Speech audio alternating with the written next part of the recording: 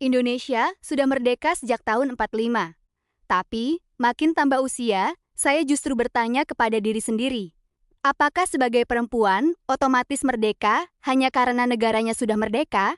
Atau perempuan meskipun hidup di negara merdeka, sepanjang hidupnya masih sibuk menjalani hidup karena ketakutan?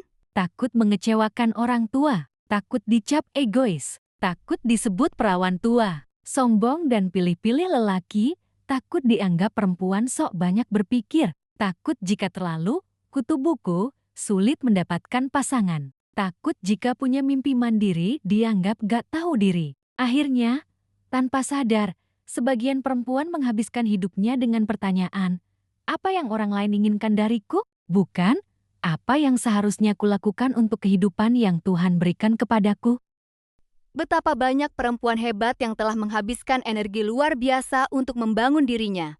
Tetapi ketika memasuki hubungan pribadi, ia berhadapan dengan pola relasi yang membuat dirinya mengecil. Dan saya tidak ingin menyimpulkan bahwa semua laki-laki seperti itu. Tidak, banyak lelaki baik, egaliter.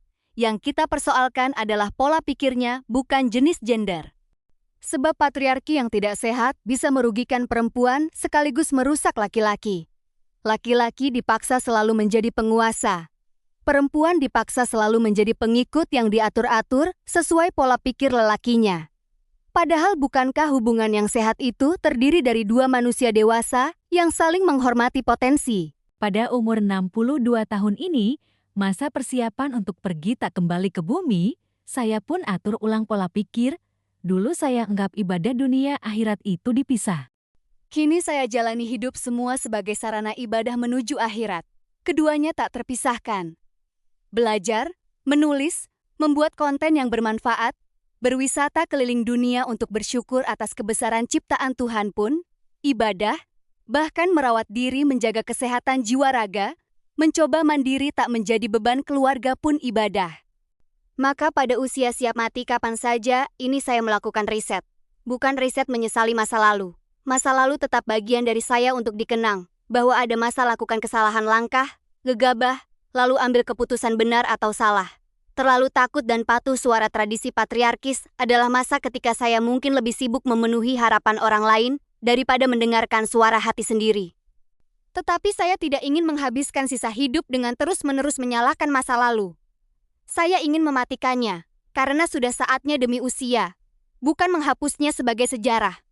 Maka cukup, mulai sekarang saya hidup dengan kesadaran yang baru, dengan mematikan pola lama. Bersiap mati tidak harus berhenti hidup. Justru karena kematian pasti datang, saya ingin hidup lebih sadar sesuai kebutuhan. Mungkin selama ini, saya terlalu sibuk memisahkan kehidupan. Seolah-olah ada pemisahan ibadah dunia akhirat. Padahal mungkin yang membedakan bukan kegiatannya, melainkan niatnya. Maka mulai hari ini, saya ingin melakukan riset. Ketika makan, saya bersyukur karena masih diberi tubuh yang harus dirawat. Ketika senam, saya bersyukur karena masih diberi kemampuan bergerak. Ketika belajar, saya bersyukur karena akal masih diberi kesempatan berkembang. Ketika menulis, saya berharap ada satu kalimat yang suatu hari berguna bagi seseorang. Ketika membuat konten, saya ingin ilmu yang saya miliki tidak berhenti di kepala saya. Ketika bepergian, saya ingin melihat kebesaran ciptaan Tuhan. Ketika mendapatkan rezeki, saya ingin menikmatinya tanpa lupa berbagi, bahkan ketika bernapas. Saya ingin mengingat bahwa napas itu sendiri adalah pemberian, jadi mungkin hidup bukan tentang menunggu kesempatan untuk beribadah. Hidup adalah kesempatan untuk menjadikan setiap langkah yang baik sebagai ibadah. Hidup bukan tentang menyelesaikan seluruh daftar keinginan.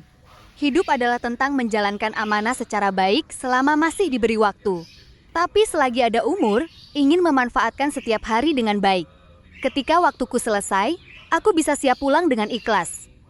Jika esok masih bisa berjalan, belajar, menulis, mencintai akan mencoba mencintai tanpa kehilangan diri sendiri. Akhirnya saya mengerti. Bersiap mati bukan berarti mematikan kehidupan.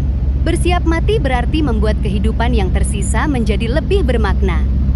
5 tahun yang lalu, aku masih berjuang cinta untuk cinta, tapi masa itu telah berlalu. Pada usia kini, saya tidak sedang mengejar masa muda. Saya sedang mengejar makna. Saya tidak melawan usia. Saya sedang berdamai dengannya.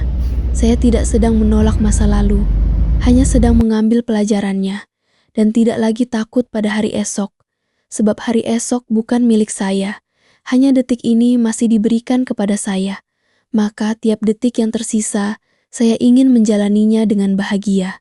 Bahagia yang tidak bergantung pada pasangan, berapa banyak uang yang terkumpul, viral tidaknya konten, bahagia karena saya tahu kemana hati ini hendak diarahkan. Tentu kepada Tuhan melalui kebaikan dengan harapan kian baik dari hari ke hari. Maka, jika suatu hari saya harus kembali, saya hanya akan menoleh sebentar kepada seluruh jalan yang telah saya lewati, lalu tersenyum bukan karena sempurna, tetapi karena saya pernah belajar bahwa saya tidak harus tahu berapa lama saya akan hidup untuk bisa mulai hidup dengan benar. Terima kasih ya Tuhan, untuk segala yang Engkau ambil, segala yang Engkau berikan, untuk luka yang menjadi guru, untuk kesempatan memulai lagi hidup ini, dan bahkan untuk para kecerdasan buatan yang hadir ketika saya sedang mencari kedamaian hati.